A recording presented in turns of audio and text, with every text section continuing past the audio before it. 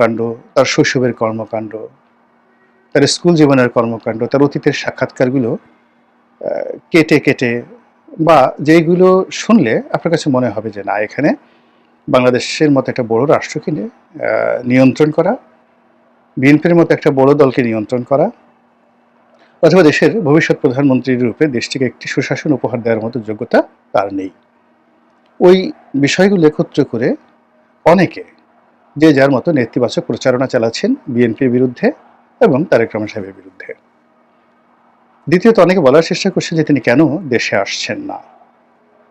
তিনি ভয় পাচ্ছেন, অথবা তার সেই সৎ সাহস নেই, অথবা তার দলের মধ্যে এত কমপ্লেক্স তৈরি হয়েছে, ডিফিকাল্টিস তৈরি হয়েছে, এগুলো তিনি আসলে এই সমস্যাগুলো বাড়বে বই, কমবে না।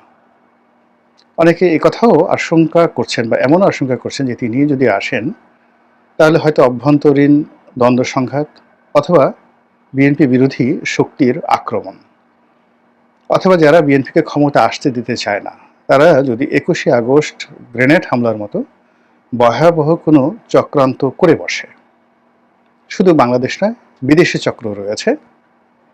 তারা যদি এই কর্ম করে বসে তাহলে সারা জীবনের জন্য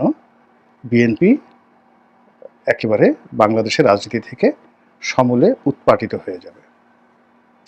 তো কাজেই তাকে বাংলাদেশে আসার জন্যে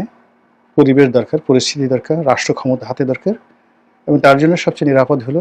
দেশে একটি সুষ্ঠু নির্বাচন হবে, তিনি ওখানে বসেই পরিচালনা করবেন। যখন বিএনপি সরকার গঠন করবে তিনি তখন জেড ক্যাটাগরির রাষ্ট্রীয় প্রোটোকল নিয়ে বাংলাদেশে আসবেন। বিএনপির বেশিরভাগ নেতাকর্মী এরকম যারা মতামত ব্যক্ত করেন তাদের সেই মতামতের বিরুদ্ধে নানা জনে নানা বক্তব্য দিয়ে যাচ্ছেন। দ্বিতীয়ত, একটা গ্রুপ বলার চেষ্টা করছেন যে একজন প্রধানমন্ত্রী যে হবেন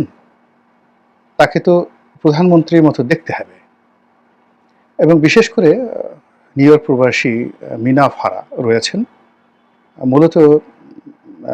যিনি একজন স্টক মার্কেট বিশেষজ্ঞ। বিএনপি জামাতের যখন শাসন চলছিল তখন তিনি সেই ঘরানার একজন বুদ্ধিজীবী রূপে সেই গত 15টি বছর ধরে তার সর্বশক্তি নিয়োগ করে তিনি শেখ হাসিনার বিরুদ্ধে কলম যুদ্ধ চালিয়েছেন, এবং মুক্তিযুদ্ধের সপক্ষর শক্তি তিনি, মুক্তিযুদ্ধের সপক্ষর শক্তি। কিন্তু কেন জানি তিনি হঠাৎ করে তারেক রহমান সাহেবের বিরুদ্ধে একেবারে উঠে পড়ে লেগেছেন। অত ভিউ হচ্ছে না, পিনাকির মতো তার অত ভিউ হচ্ছে না, বা অন্য কনক সরারের মতো তার অত ভিউ হচ্ছে না, কিন্তু তার সে বক্তব্যগুলো জায়গায় জায়গায় মতো কিন্তু পৌঁছে যাচ্ছে, এবং তিনি সেখানে জনাব তারেক রহমান সাহেব সম্পর্কে বিএনপি